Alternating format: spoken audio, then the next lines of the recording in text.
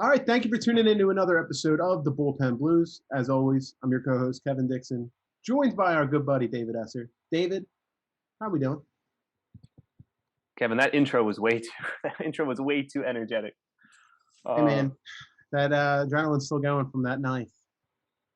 yeah, that's a heartbreaker. We're recording this literally moments after the ending here, bottom of the ninth. Reese Hoskins. It looks like he hits a home run. He doesn't. Harper comes up. He strikes out. Moments and like best way I can put it, man, is I'm kind of numb to this one. It's just a bad loss. It just hurts. Yeah, that sucks, man. And for the people calling that a bad call, I mean, did hit the top of the wall. Yeah, it is what it is. That sucks. Yeah. Yeah, no, it's hard to like even shake just the thought of that because it looked like they were gonna at least send it into extra innings, and it looked like they were gonna battle this out. They didn't. I think with that said, Kevin, it's hard not to look back at this weekend and feel like it's just another couple of 2 games lost that they probably shouldn't have lost in the grand scheme of things. Yeah, that's yeah, they really squandered the opportunity to win a big weekend series against the Mets, especially after the way they won Friday night. Yeah, They shouldn't really have won Friday. They only scored 2 runs on the wild pitch, which was crazy. That's baseball for you. But yeah, yeah, that's continuing to not really understand what Joe Girardi's thinking from time to time. I can't believe he went to David Hale situation, but at the same time though, like he already used Alvarado, he used Kinsler. Like who do you go to? Coonrod, I guess Coonrod if he was available. yeah, and I think that's a good talking point because, like, honestly, there's just like it's tough because there's not. I don't think there's one thing we can laser in on this weekend and be like, that's what went wrong. Obviously, they were missing Bryce and JT and even Didi at a point, so they were missing some of their star players. But obviously, tonight it was a fully healthy team. They got a good outing from their starting pitcher, so it's hard for me to point a figure at one thing. But Joe Girardi, I think that's a good starting point as we kind of break down the pretty bad weekend that this team had. He's not been good. Um, I definitely did not intend to jump on and defend him. I do think it's worth pointing out some of these things are just bad baseball plays being made by players. I mean, the Reese Hoskins mistake, first he misses the ball hit to him, and then he's lazy picking it up, not throwing it in. Like that's not on Joe Girardi. That's on Reese being lazy out there. Pitchers missing their spots. I mean, Jose Alvarado being wild tonight. That's just on Jose Alvarado. He's got to be better. But with that said, some of Joe's moves the last couple of days and really all season, Kevin, like I'm struggling to even figure out where his brain is with specifically with the bullpen. I'm struggling to see where his like train of thoughts coming from.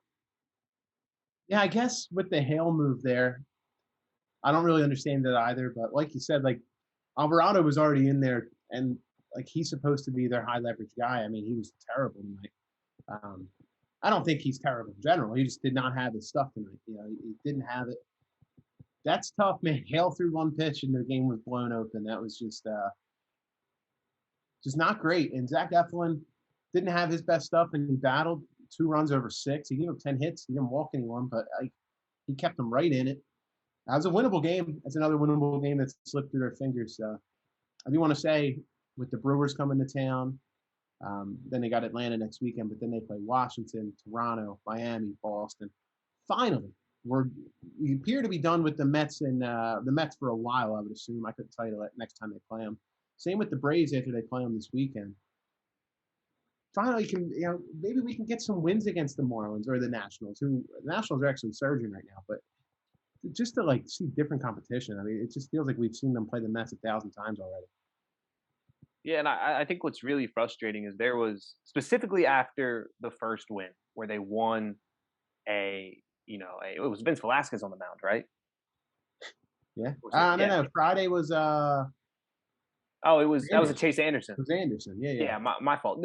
Winning a game like that where it kind of looked like the entire team put one together. Everybody seemed locked in. You got a good outing from Chase, which we've been we've been begging for that type of outing. Super cold, windy. There was sparks flying. Like that was the type of game that I was like, all right, like there's some light. This is a turning point for a baseball team that, above all else, I think they just need energy. And then they come out and they lose a Zach Wheeler start. They come out, they lose a Zach Eflin start, and it's like, where did that energy go? Where did that excitement go? And now I kind of feel like we're back at square one, where we're like, all right, we need to stack up a couple of wins. We need to get some momentum. X needs to happen. Y needs to happen. And I feel like that's just been the story almost the entire season, where it's like, when is this team going to flip the switch and start playing collectively good baseball as a team? Yeah, the one thing I'll disagree with is I don't think there was a lack of energy. I mean, it lost 2 one-run games, which, it sucks. I guess tonight, like technically for a little bit there, they weren't really in it, but like they fought back tonight. I don't think it's necessarily a lack of energy this weekend. It was just boneheaded decisions. Like going to Neris against Michael Conforto in the ninth yesterday. Conforto hits Neris pretty well. It was a non-save situation.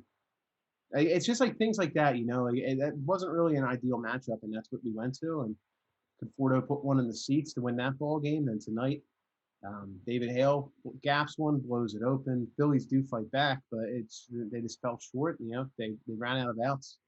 That 6-run inning killed them tonight. So I don't necessarily think it's a lack of energy. I just think it was fundamentally flawed baseball over the weekend.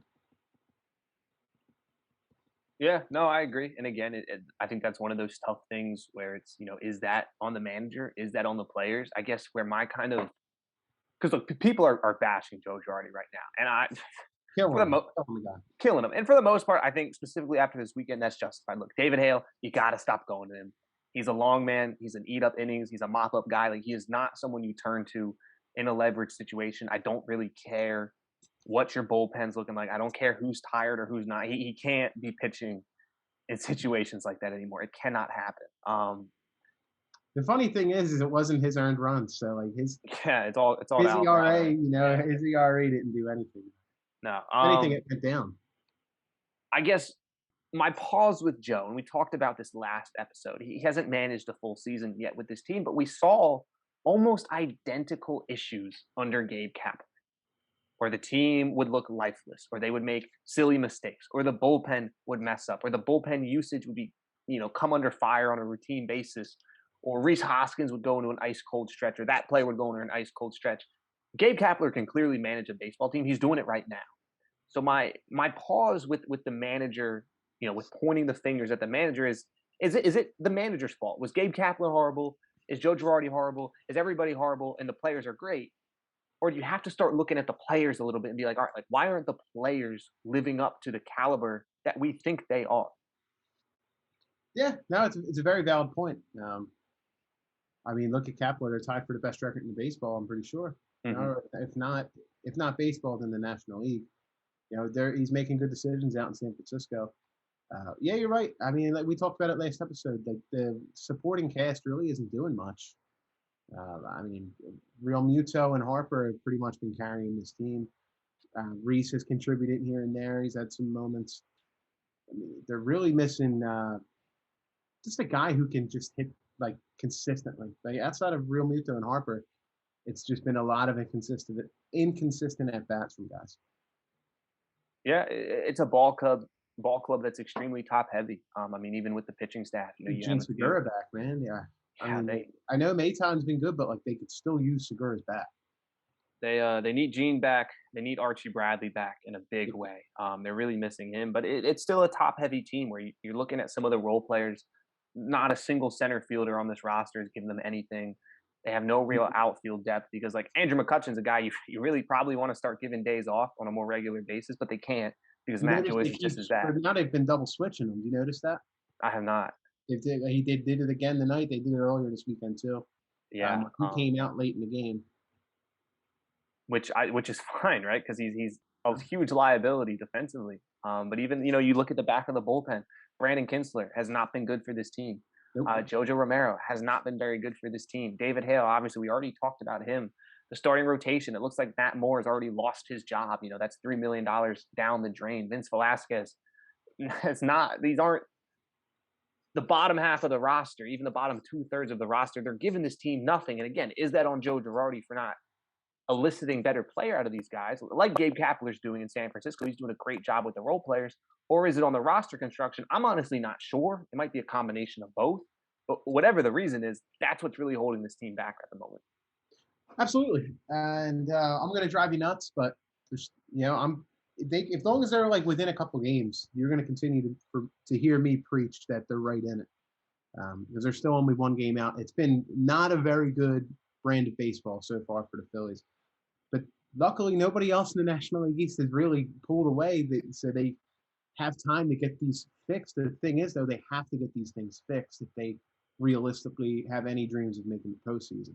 Um, they are still right there, though. They just got to get it going here. I still feel really good about their top three in the rotation. Wheeler, Nola, and Eflin have just consistently been giving them good outings. It's going to be up to the other guys on the team to get going here. You got a Velasquez start tomorrow. Milwaukee's really depleted with COVID and just like various injuries. Bullpen Blues will be in the ballpark tomorrow night. It's time to flip the script. It's a new week tomorrow. Let's go out and win a ball game, and like you said, try to build some of these consistently and get some momentum. So we're not just flip flopping back and forth. Love to see them win a couple games in a row this week too. Yeah, they have a 4-game stretch with Milwaukee, and like you mentioned, Milwaukee's beat up at the moment. Yep. They're missing like almost their entire starting lineup and a majority of their pitching staff due to various ailments. So I don't expect them to sweep, but taking 3 or 4 would be really, really nice. Especially we have Yeah. the Braves next weekend. That's a series that has a lot of importance. Hey, really been sputtering, man. Yeah, They have really. I mean, you think the Phillies are sputtering? Atlanta's really been spinning their tires. definitely. And if there was ever a time to get in some good form, Yeah. to get ready for a sputtering Atlanta, it would be against the Brewers. It would be right now. Obviously, I'm not thrilled with the way this baseball team looked against the Mets this past Nope. weekend. Not at all. But at some point, I feel like they have to start figuring it out eventually. Yeah. I mean, it comes down to this. Like we say, like nobody in the NL East has been able to pull away or get any type of traction. And Washington's won 4 in a row now. Now they find themselves perched up top with the Mets. We've been very hard on that team. They've seemed to have been able to get some momentum going here, even without Juan Soto. I believe he's still out. But at the end of the day, they're still right there. Like one of these teams is going to eventually put it together and pull away. Hopefully, it's the Phillies, man. In order to do that, they're going to have to fix some of their issues for sure. Like no question. Absolutely. I want to kind of switch gears here for a moment because I think there's only so much we can talk about when looking back on the Mets series. Like, Yeah. they didn't play great baseball. They lost 2 or 3. All right, that's Yep. done and dusted. I want to kind of look a little bigger picture here. I tweeted, and this was right after they gave up 6 runs in the 8th inning. It looked like they were going to get blown out. They, obviously they came back a little bit. They still lost the game. I tweeted out, kind of feels like Dave Dombrowski is going to, in parentheses, and needs to completely reshape the entire Phillies roster during the offseason. This is year 3 of wasting away Bryce Harper and JT Realmuto in their primes. Kevin, I've talked to you about this before. I do feel like even if the Phillies make the playoffs, even if they give you a few scrappy games in the wild card, I do really feel like Dave Dombrowski is going to be making some major changes to the organization in the offseason. Absolutely. I mean, they're going to have some money open up this offseason. And there's a lot of big names out there. I think the Phillies are going to be linked to every single one of them until they start to fall. I would be shocked if they didn't add another elite level talent in the offseason. No question. And hopefully, continue to implement these velocity, high power bullpen arms. Maybe you can get some more to work. Coonrod certainly has been pretty good so far. And just continue to just try to put the pieces in place to. I mean, I saw you tweeted out about Bryce Harper as well. Like this is year 3. We're getting really into his prime here. You don't want to waste these years. So I think the Phillies would be incredibly aggressive. I think they're going to be aggressive at the deadline. They're going to be linked to a lot of players, you would think. If they're right in it, Dombrowski's going to look to make a move to get them there. And that's the thing that makes me feel good. And we've talked about that on this episode or on this podcast before. They got a guy in place who he wants to win at the end of the day. So like they're going to do what they need to do to win ball games. So he's not an idiot. He can see the issues on this team. I mean, Christ, man, they're on their 4th center fielder. Like it's the calendar just flipped to May. Like it's a glaring issue. They had on the broadcast, they had the Phillies bullpen since like April 9th is like 27th in ERA in baseball. That ballooned again tonight. It's obvious what the issues are. Got to plug them up if you can, or as many as you can. You're probably not going to be able to plug them all this year. Yeah, and I agree with the trade deadline. I expect them to be aggressive. I guess what I was thinking as well, outside of just signing free agents, is I think we could see some pretty big trades in the offseason. In a vacuum, the Phillies have a lot of good players. Talk about a Reese Hoskins, you talk about someone like a Gene Segura, Didi Gregorius, like whomever. I wouldn't rule out Dombrowski because he's made some big signings, but his calling card is making big trades. He likes flipping prospects. He likes flipping players already on the roster. He likes trading for highly paid players that other organizations might not have the money for. So yes, I think he's going to sign a lot of free agents, but I wouldn't rule out some rather big time trades in the offseason, especially if the names become available due to contract situations. And I wouldn't be opposed to it because I do think this team needs a shakeup. It's kind of been the same core now for running on year 3/4. And at least through, the first 4 weeks of the season, it still doesn't appear to be a core that's able to put it all together and consistently be a competitive baseball team. Yeah, because if they were, we probably would have seen it by now, Yeah. Mm-hmm. Yeah, it's like you said, there's not much more to say on it, just based on it's obvious what their flaws are. I mean, if they want to win the division, if they want to get to the postseason, got to fix as many as they can. They've it's really killed them that the teams that were projected to be better than them have gotten off to a slow start, and so have the Phillies. This would have been a great time to get a little bit of a lead in the division. It would have been perfect time to do it. Fortunately, they didn't. Fortunately, they're only one game out. So one of these weeks, it's not going to take just me being like, well, they got time. They're going to have to do it. Yeah, and look, they still have a lot of time. There's well over 100 games to be played, but we're now we're a month into the season, and they're under 500, so it's definitely not been a great start. They've shown me flashes of being a good baseball team, but again, the biggest issue has just been consistency. I don't think they've won back-to-back games since that opening week against the Braves and Mets. Yeah, they certainly haven't. But yeah, the best thing the most consistent thing they do is continue to be inconsistent. I think that's the best way to put it. That is a good way to put it. All right, so look, bad week of baseball, I think, for the most part. Looking ahead now, we're talking about the Brewers. Kevin, you mentioned it briefly. Both of us are actually going to be in the ballpark tomorrow night. I am making the drive up to Philadelphia. I'm skipping class. I'm doing all that. Maybe skipping work. We don't got to talk about that. But yeah, so we're going to be up there. Vince Velasquez on the mound against a weak Brewers team. You feeling good about this game? I feel good about every game, man. You know me, Mr. Optimism. I'm sitting here telling you they can still win this division because I truly believe that. Because I believe they can win every single game they step on the field. Yeah, let's go get one tomorrow night, man. I mean, we're going to be in the building, so they better play well. Yeah, I haven't been back up. 2-0 this year. When you're there, they're 2-0? 2-0. Okay, the last game I was at, they lost, but Nola pitched exceptionally well. So hopefully some of that magic rubs up on Vince Velasquez tomorrow night. You did mention Friday. I was at the game Friday. That might have been the coldest sporting event I've ever been to. Toughed it out, made it to the end of the game, but that was just absolutely brutal, dude. It was awful. It was windy down here. It was so bad, man. It was so bad. Yeah, the conditions definitely looked less than ideal. Yeah, it was. I can't emphasize it enough. And people who are listening, if you were in the ballpark, I know you know how bad it was. It was bad. Simple as that. I think we're expected to get better weather tomorrow night. It'd be nice. Yeah. I'll actually, believe it or not, we'll be there Tuesday as well. Oh, really? Yeah, so I've got Monday and Tuesday this week. See, you should have told me because I would have rather have gone to the Tuesday game to watch Nola pitch. Well, I actually got asked with someone had an extra ticket. It was one of those. Okay. Yeah, one of those deals. I'll let you slide on that. Go out of my way and buy the tickets like I did Monday.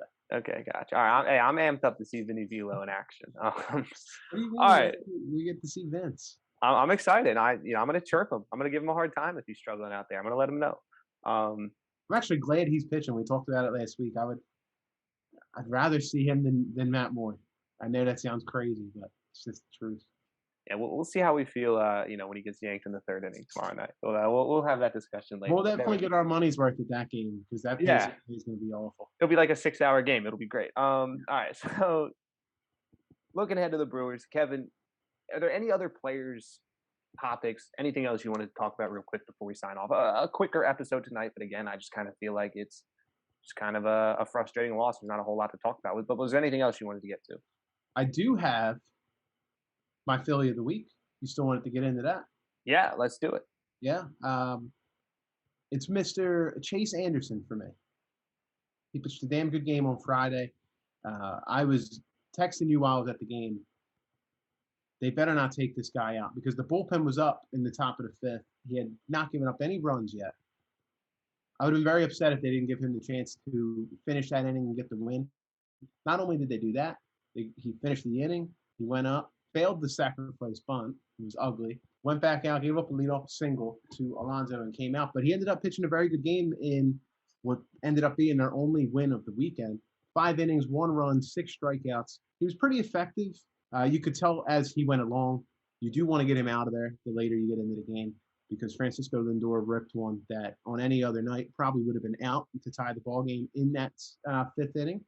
But the win killed it, and Chase Anderson walked away with a really nice outing. So I was really happy with what he brought to the table. They really needed that. I believe it was the first time this year they've had a guy outside of Wheeler, Nola, and Eflin throw a pitch in the 6th inning. So it was something they really did need. It was very encouraging. Yeah, and we've been kind of banging the table all season long about Chase, that he's going to settle down. He's going to be a fine number 4, number 5. So I was super encouraged to see that start. And I'm hopefully he keeps doing that because it'd be such a huge boost to get a consistent 5+ out of him every single time he takes them out. Yeah, and look, like he has the track record. So we were talking about it like we weren't overly concerned with him like we were Matt Moore because Matt Moore has been pretty much all or nothing in his career where Chase Anderson's just been a steady back of the rotation arm. I don't expect him to get hit out of the rotation, like get hit so bad that he's going to get knocked out. I think he's just going to consistently – he'll probably end up with an ERA like 4.4, 4.5, which is not great. But they just need him to eat innings and not get lit up every single time he goes out there. Definitely. All right, my Philly of the week. I do have one. And this was a player who was my non-Philly of the week like 2 weeks ago. And he's finally starting to turn it around. It's Alec Bohm. Yep. Since he was kind of benched, I think it was on April 27th, he's raised his batting average 32 points since then. Yep.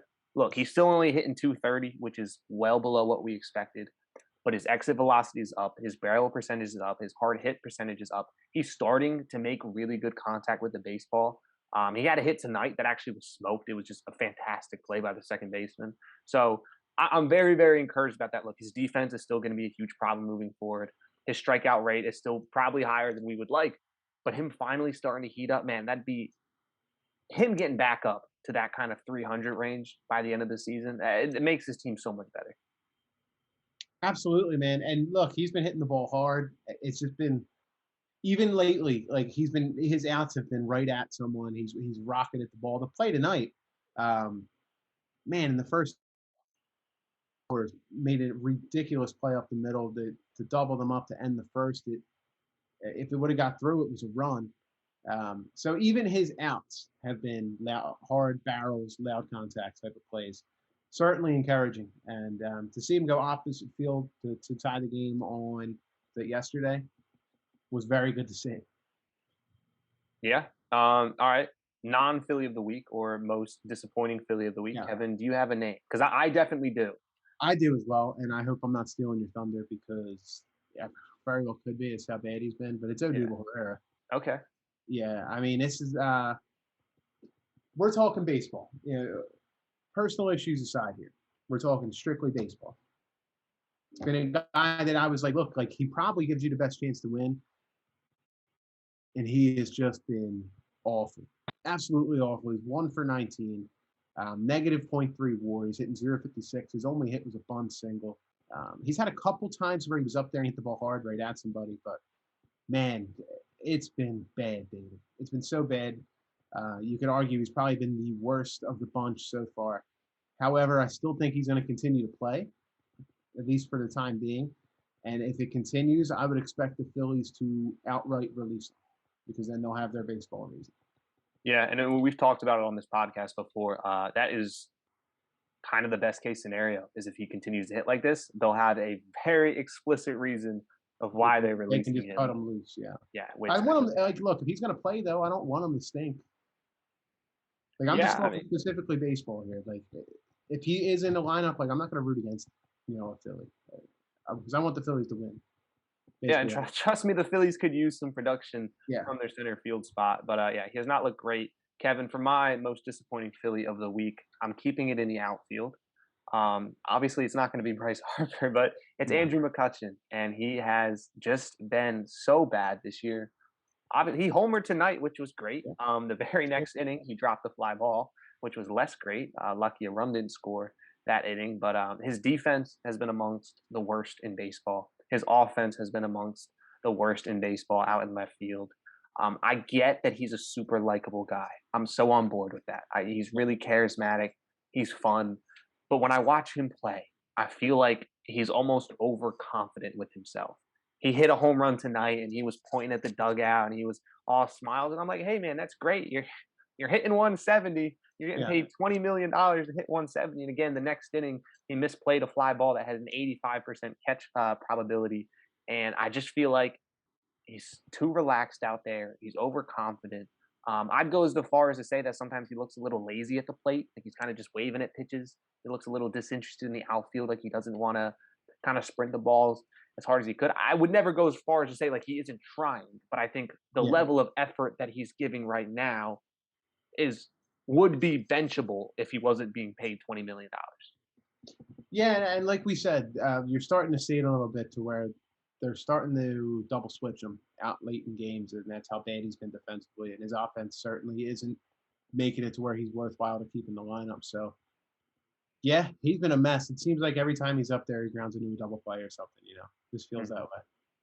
And again, like talked about this with Bowman a few weeks ago. I want nothing more for us to be back here next week and for McCutchen to be hitting over 200 for the first time this season. Like that's all I want. Like again, love his energy as a human being, as a personality, but on the field, he's killing them at the moment, and it really really sucks.